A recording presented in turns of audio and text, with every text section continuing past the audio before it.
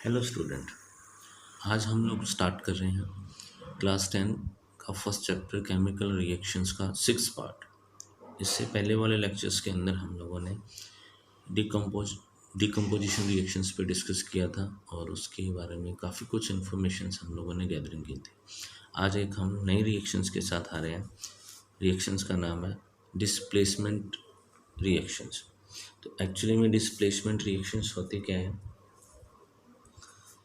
In these reactions,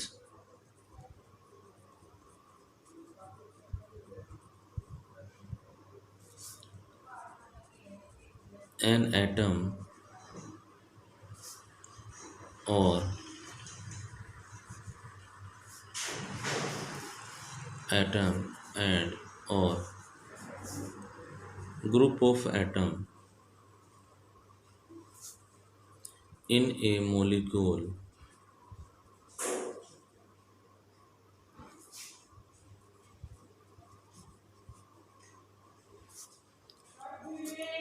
replace in this reaction an atom or group of atom in the molecule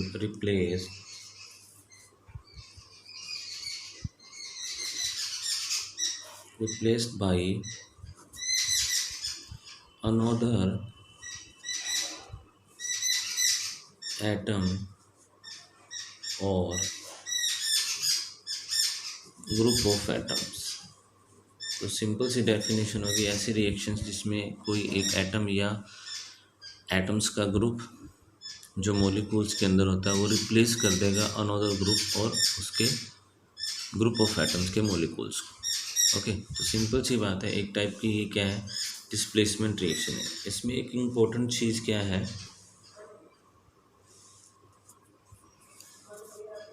mostly ये जो reactions आती है in solution form, solutions form के अंदर आती है। और सेकंड इसमें इम्पोर्टेंट चीज़ क्या है, in this reactions more reactive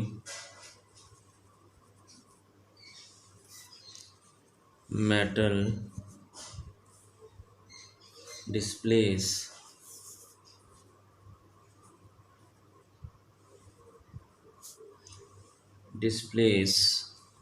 or remove displace या remove another less reactive element from a compound तो सिंपल सी बात है। एक तो ये सॉल्यूशंस की फॉर्म में आएगी रिएक्शन, जब भी हम रिएक्शंस करवाएंगे बिटवीन द रिएक्टेंट तो वो सॉल्यूशंस फॉर्म के अंदर। सेकंड इसमें क्या आएगा, जो मोर रिएक्टिव मेटल होगी वो डिस्प्लेस या रिमूव कर देगी किसको, लेस रिएक्टिव मेटल्स को या फिर उसके एलिमेंट उसके कंपाउंड में से। तो ये सबसे दो इम्पोर्टेंट चीज़ें हैं जो डिस्प्लेसमेंट रिएक्शंस के अंदर हम लोगों ने याद रखनी है। Example, iron react to copper sulfate to give iron sulfate plus copper। तो यहाँ एक चीज़ ध्यान रखना, जो सबसे इम्पोर्टेंट चीज़ है वो क्या है कि आयरन ने इसको रिमूव किया है या डिस्प्लेस किया है। रीज़न इसमें क्या है, क्योंकि आयरन जो है वो मोर रिएक्टिव है और कॉपर जो है वो लेस रिएक्टिव है। तो ऊपर वाली जो हमारी स्टेटमेंट है वो चीज़ को क्लियर कर रही है कि मोर रिएक्टिव मेटल जो है वो लेस रिएक्टिव मेटल्स को क्या कर रही है, डिस्प्लेस कर रही है या फिर रिमूव कर रही है। ओके, क्लियर हो गया। इस चीज़ को हम एक एक्टिविटी के थ्रू चेक करते हैं।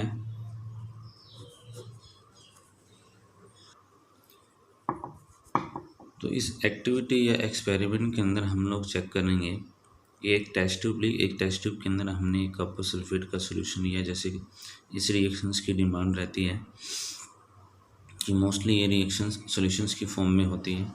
उसके अंदर हमने थ्रेड के थ्रू आयरन्स की नेल को हैंग कर दिया, लटका दिया।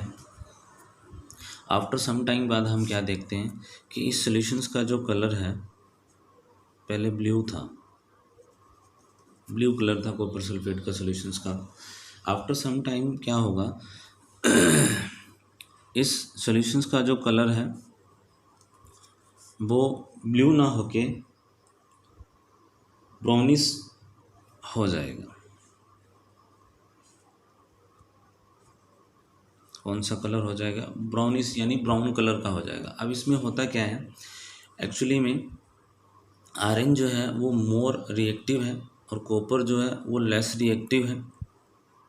तो आयरन क्या करेगा, इस कॉपर सल्फेट के सॉल्यूशंस में से कॉपर को क्या कर देगा, रिमूव कर देगा, या उसको क्या कर देगा, डिस्प्लेस कर देगा। और डिस्प्लेस करने के बाद उसकी जगह पे आ जाएगा।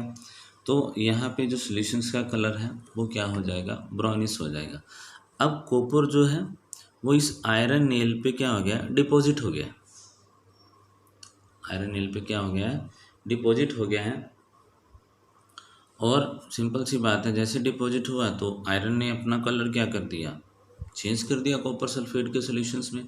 तो इस रिएक्शंस में यही चीज़ हम लोगों ने सबसे इम्पोर्टेंट है जो याद रखनी है कि more reactive metal displace the reactive less reactive metals को। ओके, क्लियर हो गया। अब इस डिस्प्लेसमेंट रिएक्शंस को और ज़्यादा अंडरस्टूड करने के लिए हम एक्टिव मेटल सीरीज़ को चेक करेंगे, ताकि हमें कंफर्म हो जाए कि हमें कैसे पता चलेगा कि कौन सी मेटल ज़्यादा रिएक्टिव है और कौन सी मेटल कम रिएक्टिव है। तो हम एक सीरीज़ पे डिस्कस करेंगे, उस सीरीज़ के सीक्वेंस को चेक करेंगे और उसी के बेसिस पे हम लोग सारी चीज़ों को ऑब्जर्व करेंगे।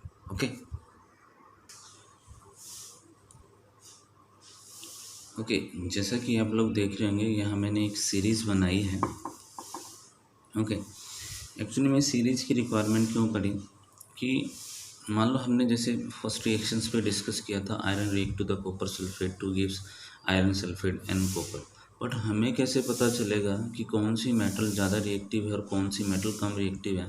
तो उस फिनोमिना को अंडरस्टूड करने के लिए हमें रिएक्टिविटी सीरीज़ के बारे में कंफर्म होना बहुत ज़रूरी है। तो एक्चुअली में रिएक्टिविटी सीरीज होती क्या है, the arrangement of the metal in the decreasing order of their reactivity, यानी मेटल की रिएक्टिविटी के बेसिस पे उनके डिक्रीजिंग ऑर्डर को अरेंजमेंट करना क्या कहलाता है, रिएक्टिविटी ऑफ द सीरीज कहलाता है। तो यहाँ मैंने एक सीरीज़ बनाई है। तो ये रिएक्टिविटी ऑर्डर है, जो ऊपर फर्स्ट वाली जो मेटल है जिसको हम पोटेशियम बोलते हैं वो मोस्ट रिएक्टिव है, फिर सोडियम है, फिर बेरियम है, कैल्शियम है, मैग्नीशियम है, एल्यूमिनियम है, जिंक है, आयरन है, कॉपर है, निकल है, टिन है, लेड है, हाइड्रोजन है, और कोबाल्ट है, कॉपर आ जाएगा, और mercury, silver, gold and platinum. Okay, इसमें एक चीज़ ध्यान रखना, यहाँ सेंटर में हमारे पास हाइड्रोजन है। तो हाइड्रोजन से अपर वाले जो हैं वो हाइड्रोजन से मोस्ट रिएक्टिव है, और हाइड्रोजन से जो लोअर वाले हैं वो हाइड्रोजन से लेस रिएक्टिव है। तो इस सीरीज़ को मैंने याद करने के लिए एक छोटी सी ट्रिक बनाई है। आप लोग अपने अकॉर्डिंग भी उसको ट्रिक बना सकते हो, बट मुझे इसके अकॉर्डिंग लर्न रहता है। एक शादी थी, ठीक है, तो शादी में दहेज की बात आई, तो उसने क्या क्या चीज़ों की डिमांड की। तो कान्हा दूल्हा था, तो कहता कान्हा भाई कार मांगे, कान्हा भाई कार मांगे, अलमीरा जैसी फ्रिज, अलमीरा जैसी फ्रिज। कौन नहीं सुने, कोई नहीं सुन रहा है, उसकी दहेज मांग रहा है वो, कौन नहीं सुने, सब कोई भी नहीं सुन रहा। अब है क्या, जो लड़की वाले थे वो कहते हैं हमारे पास क्या क्या चीज़ें हैं। कहते हैं एक कॉपर जिसको हमने तांबा बोला है, मरकरी जिसको हम पारा बोलते हैं, सिल्वर जिसको हम चांदी बोलते हैं, और गोल्ड और प्लेटिनम। ये महंगी चीज़ें हैं बट उसका ध्यान कहाँ है, अलमारी जैसी फ्रिज टेक्निकल चीज़ों पे। ओके, तो इस ट्रिक को आप लोग फॉलो करके देखना, तो बड़ी आसानी से आप लोगों को ये रिएक्टिविटी सीरीज लर्न हो जाएगी। तो इसमें ये ध्यान रखना है कि इनका सीक्वेंस नहीं ब्रेकअप होना चाहिए। जैसे सीक्वेंसली ये अरेंजमेंट है वैसे ही हमारे माइंड में सीक्वेंसली ये लर्न होने चाहिए। अगर मान लो सिंगल मेटल भी इनका ऑर्डर चेंज हो जाता है तो हमें प्रॉब्लम आएगी डिस्प्लेसमेंट करने में। ओके, क्लियर है? क्योंकि डिस्प्लेसमेंट रिएक्शंस में एक चीज़ ध्यान रखनी है आप लोगों ने, जो मैं मेंशन कर देता हूँ। जो अपर मेटल है, यह मैं नोट लगा के लिख देता हूँ, जो अपर मेटल है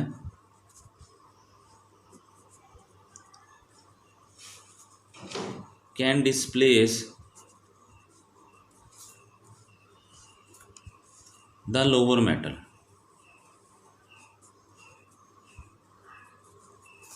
but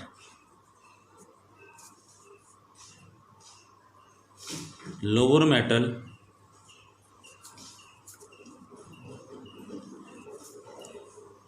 cannot be displaced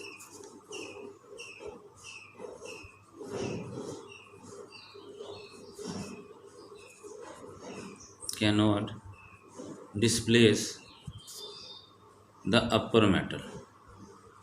ये बस यही चीज़ ध्यान रखनी है, जो सबसे इम्पोर्टेंट चीज़ है। ये चीज़ अगर हमें समझ आ जाता है, ये कंसेप्ट, तो बड़ा आसान हो जाएगा। फिर कोई भी डिस्प्लेसमेंट रिएक्शंस है, अगर वो स्पॉन्टेनियस है मतलब हो सकती है, और या फिर नॉन स्पॉन्टेनियस है अगर मतलब नहीं हो सकती है, तो हमें कंफर्म हो जाएगा। तो इस चीज़ को ध्यान रखना है, जो अपर वाली मेटल है वो लोअर वाली मेटल को तो डिस्प्लेस कर सकती है, बट लोअर वाली मेटल अपर वाली मेटल को डिस्प्लेस नहीं कर सकती है। जो हमने अभी एग्जांपल लिया था आयरन सल्फेट का, तो अभी उसको हम लोग चेक कर सकते हैं कि आयरन की अगर आप पोजीशन देखोगे तो वो कॉपर से अपर है, तो आयरन ने क्या किया, इस कॉपर को डिस्प्लेस कर दिया। बट अगर यही रिएक्शंस हमारे पास क्या थी, iron react to copper sulphate to gives aqua solution लिखते हैं यहाँ, आयरन सल्फेट प्लस कॉपर, तो इसने इसको क्या कर दिया, डिस्प्लेस कर दिया। क्योंकि अगर आप सीरीज़ के अंदर देखोगे तो आयरन जो है वो कॉपर से अपर है, तो इसलिए इसने इसके क्या कर दिया, डिस्प्लेस कर दिया। अगर इस रिएक्शंस को मैं रिवर्स करूं, copper react to iron sulphate aqueous, no reactions. बस यही चीज़ ध्यान रखनी है आप लोगों ने, कि आगे रिएक्शंस नहीं होगी।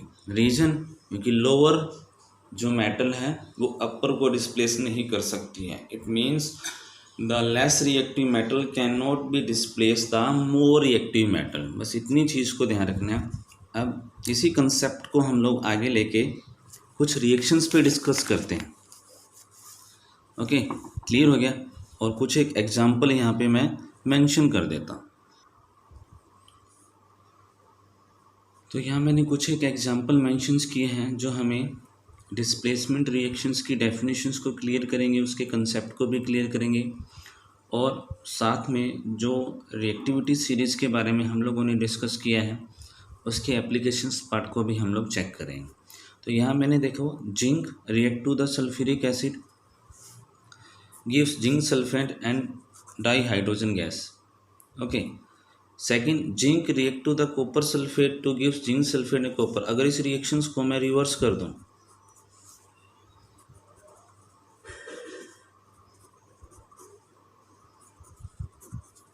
No reactions.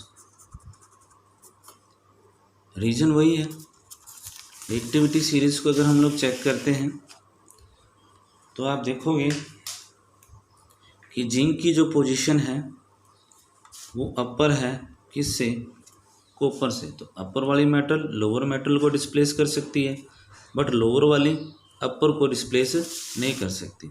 तो हमने अपर मेटल का सॉल्यूशन बनाया है, तो ये होगी हमारे पास कौन सी, लोअर मेटल, और ये है हमारे पास अपर मेटल। तो रिएक्शंस नहीं होगी, इस चीज़ का ध्यान रखना। ठीक उसी तरीके से मैग्नीशियम है और कॉपर सल्फेट है। तो मैग्नीशियम हमारे पास कहाँ है, अपर, और कॉपर कहाँ है, लोअर। तो मैग्नीशियम कॉपर सल्फेट के सॉल्यूशंस में से कॉपर को डिस्प्लेसमेंट कर सकता है, बट अगर इसी रिएक्शंस को मैं रिवर्स कर दूं,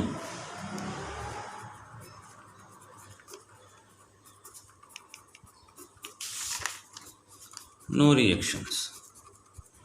ओके, धीरे धीरे क्लियर हो रहा होगा। बस इतनी चीज़ यहाँ रखना है, रिएक्टिविटी सीरीज में जो मेटल का सीक्वेंस दे रखा है वो क्लियर होना चाहिए आप लोगों को। अगर एक भी मेटल इधर उधर हो गई या उनका सीक्वेंस ब्रेकअप हो गया या ब्रेकडाउन हो गया तो फिर प्रॉब्लम आ सकती है। ओके, नेक्स्ट देखिए, lead react to the copper. तो ये रहा हमारे पास लेड और ये है हमारे पास कॉपर। तो लेड अपर है, कॉपर क्या है, लोअर है। तो रिएक्शंस हो जाएगी, बट वही बात अगर इस रिएक्शंस को मैं रिवर्स करवाऊं, नो रिएक्शंस। ओके, ठीक उसी तरीके से सिल्वर नाइट्रेट है। तो ये रही सिल्वर की position, silver nitrate react to copper.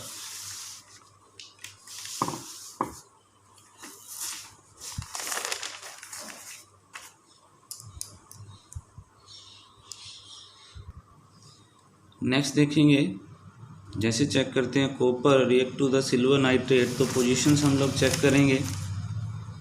Copper अपर है, सिल्वर लोअर है, तो इसके सॉल्यूशंस में से कॉपर इसको क्या कर देगा, डिस्प्लेस कर देगा।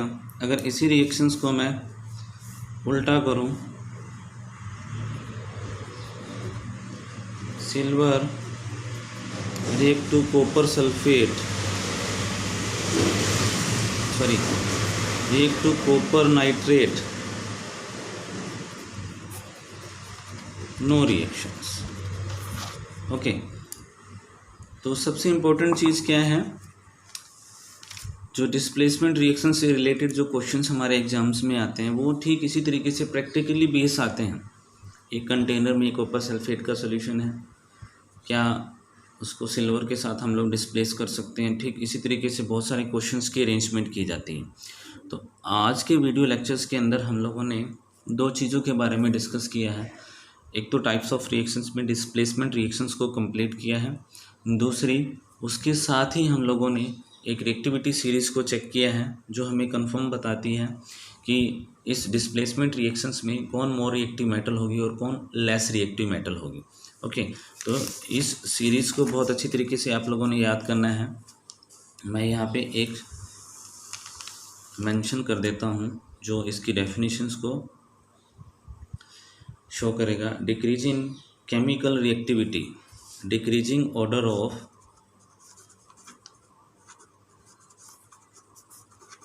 Chemical reactivity,